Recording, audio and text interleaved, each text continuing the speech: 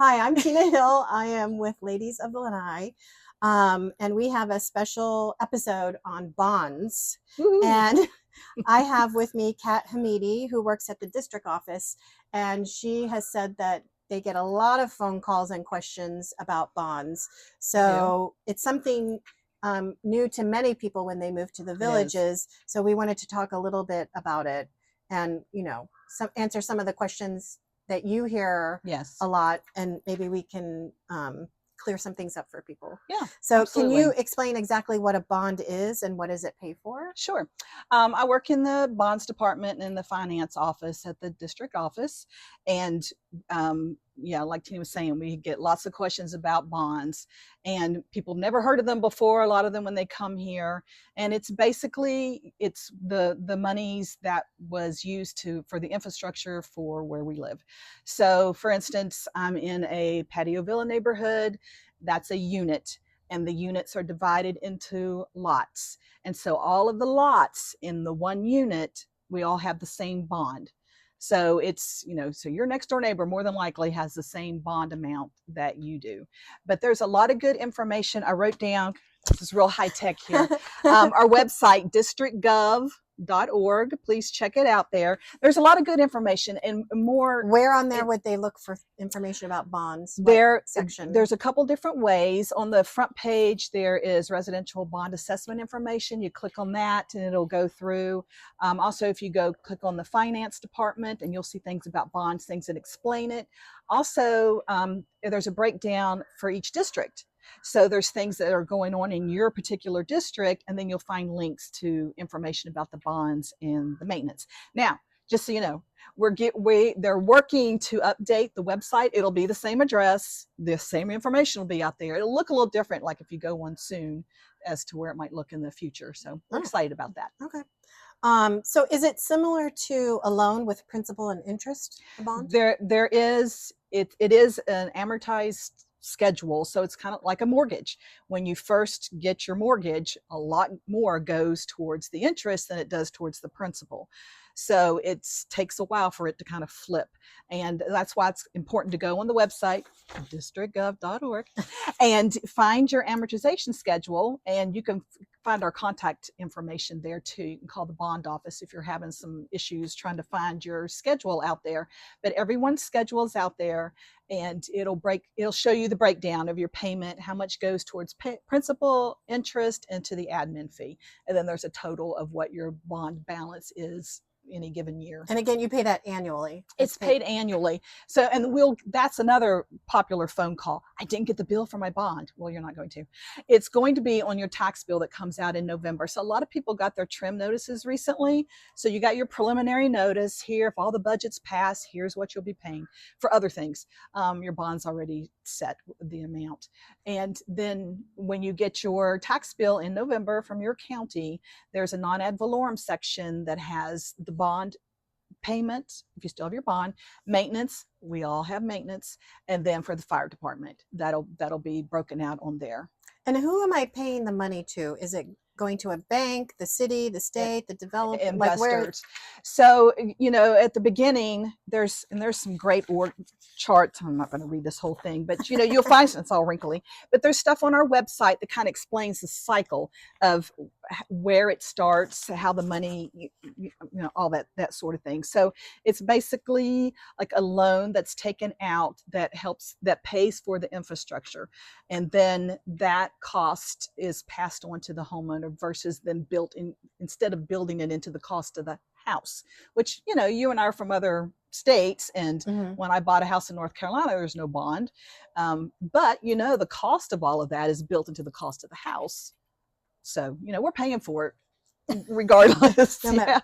Yeah. So when they develop, say, the village of DeLuna, they look at DeLuna as a whole and say it's X amount of dollars, and then it's divided up in the lots and the. It is, except it's not DeLuna as a whole. There's so many different units. I've got a copy just so when you go online and look, it's going to look like this. And then don't freak out with the numbers at the bottom. That's the total. You don't owe $122 million on your bond. But it kind of shows you how it broke out. So each village has however many units. Right. So each unit has their own schedule. Okay. So, if you and I were in the same unit, we would have the same bond schedule. So everybody owes the same amount at the same time. And it's based on how big your property is? It is not.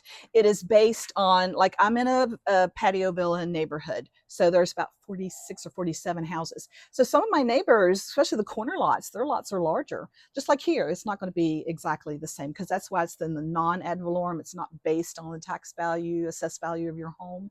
And so my neighbor with a nicer big yard, we're in the same unit, so we're paying the same bond.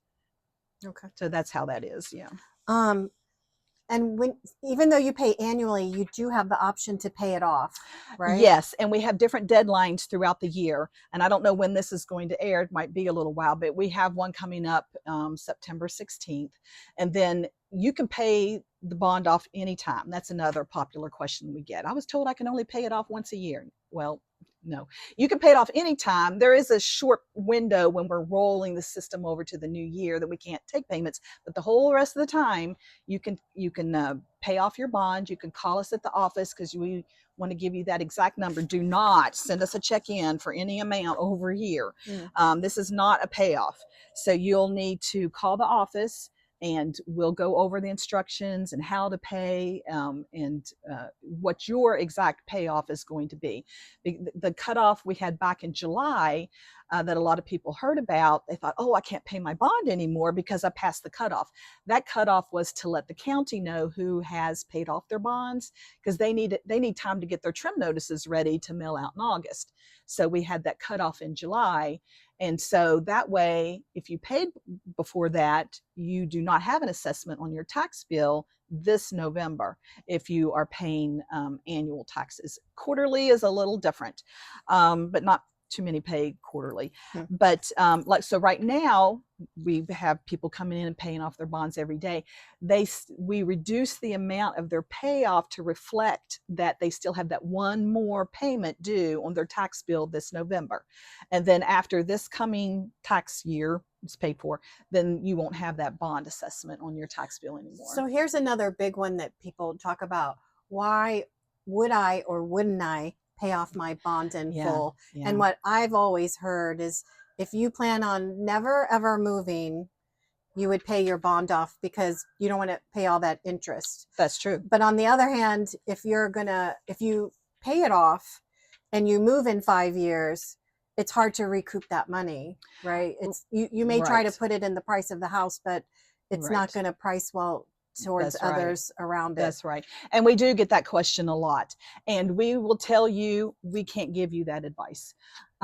You're going to have to work with your financial planner to see what's best for your situation. Now, in my situation, I want to pay off the bond. My husband does not want to pay off the bond because he sees it as, we might move in a few years and we would not really recoup that money. We can't just add that money onto the price of the house, because more than likely, my next door neighbor may be selling and not have paid off their bond, and they're going to be offered lower. So some people come in with that thought, well, my $45,000 bond, I'll just add that onto the price of the house when I sell next year. Talk to your real estate agent about that. That may not happen. It might, but but then a lot of people, I see, I don't want to pay all this interest. I think that's what a lot of people are thinking when they look at it. Yes, and I see myself, as being here long term, but we're still uncertain if we're going to stay in that house, more than a few years. Right. So it's tough. I get people coming in that paid off $2,000 left on their bond, and they agonized over it. And I've had them come and pay their $60,000 and $70,000 bond. I'm like, I'm done. I don't want to think about it. Yeah. Can you pay, if you pay off the bond, do you have to pay it in full? Yes. Or can I pay half of it? Unfortunately, the way it's set up with the amortization schedule, it has to be paid in full. We don't take partial payments. You either pay your annual payment on your tax bill, or you pay it in full at one time. And then once it's paid, and then, we're past the tax year and all that stuff, you're not going to have any more cost associated with the bond. Now, people kind of often confuse bond and maintenance. They think, well, I paid off my bond, why do I have maintenance? We get that a lot, that question a lot.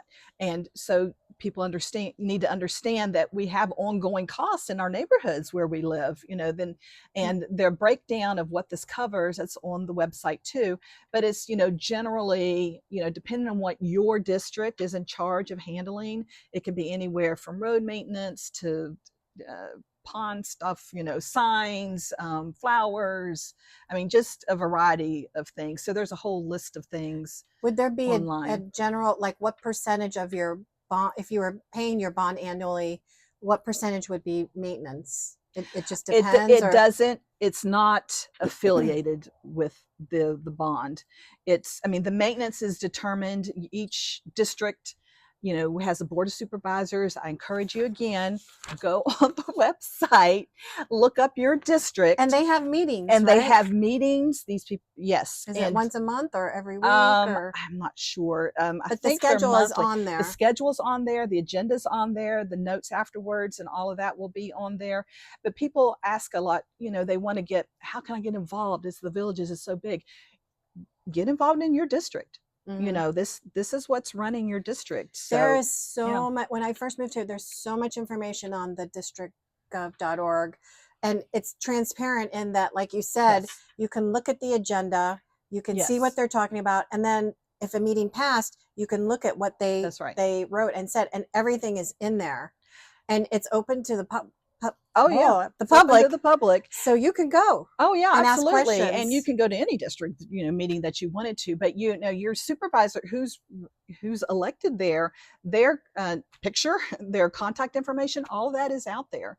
So if you have a particular question, you can always call the district office and we can get you to the right person. Like lately, this summer, there were several, we saw in the paper about the maintenance increases. Mm-hmm. And you probably saw that too. Mm-hmm. Our area got a 15% increase. Right. The big one was District 14. District 14 got started with 56%. And understandably, a lot of upset people were calling. They called our office because you think bond and maintenance, we can tell you the amounts, but the particulars, that's a budget question. And so we try to encourage people to, I don't want to waste your time, and I want you to talk to the right person. And also on our website, districtgov.org, there are links that you can click on that will email. You can send an email, and I tell you what, they are quick to respond to that. So I would definitely, if you want to reach out about anything, really, you can put that, put your question out there, send it through that link, and they're very quick to respond, and they'll put it to the correct department to handle it. And the people that run the districts, like the people at the meeting, they're all residents? They have to be landowners. Okay. Yeah, they have to own property here. What are some of the misconceptions about bonds, like when you get questions? Well, a lot of it is they don't understand. They've come from another place. I came from another place that didn't have bonds, and here I'm working in this department now. And so I've learned a great deal. And to me, knowledge is power. And I try to, especially with new residents, older residents, real estate agents, people who want to move here, I really push the website because there is so much information out there for you. And we're 8 to 5, and especially real estate agents or those looking on the weekends for properties, they want to know about the bond. They want to know what they think that we're going to send them a bill, or that they're not paying interest. I mean, this, there is a loan. Some little geckos jumping around. Okay. Yeah, but any questions, please contact the bond office. If you can't find your answer out there on the website, give us a call, and we'll step you through either where to find it or help you, find that information. You do need, if you do want to pay it off, you must call the office. We'll go over the exact amount, when it's due, how to pay it. And we make it really easy to pay because we can utilize the courier boxes that are at all the postal stations. I don't know if you know, but a lot of people pay their utility bills through the courier service box. Yeah. And I had to look for it, and it's over there. And any kind of CDD correspondence, if you want to, trying to get something to the main office, that's one way that you can do that, is use that courier box. Interesting. Because I was going to say, like, sometimes also when people are looking for homes here, someone coming in and maybe you're on a limited budget or whatever, Yes. they look for homes where the bonds are paid off. That's right. And a lot of times it may be farther up north, so it's an older home. Yes. But you may get lucky Yes. down here where Yes. somebody just, like, they don't want to be bothered with it. That's right. You know? I don't blame them. Who wants that extra cost, you know? Right. You will not find on our website if someone has paid off their bond. There's a couple ways. Call us. We'll look it up. We'll let you know. Oh, really? Remember, this is public information. We have real estate agents calling all the time. So if the house across the street is for sale, I could call you up and say, is their bond paid off? Yeah, absolutely. Absolutely, you can. One way to kind of check is, especially if an older home, if you go on the tax website, so let's say it's in Sumter County, you go to sumtertaxcollector.com. You can always Google for lake tax and Marion's something like that.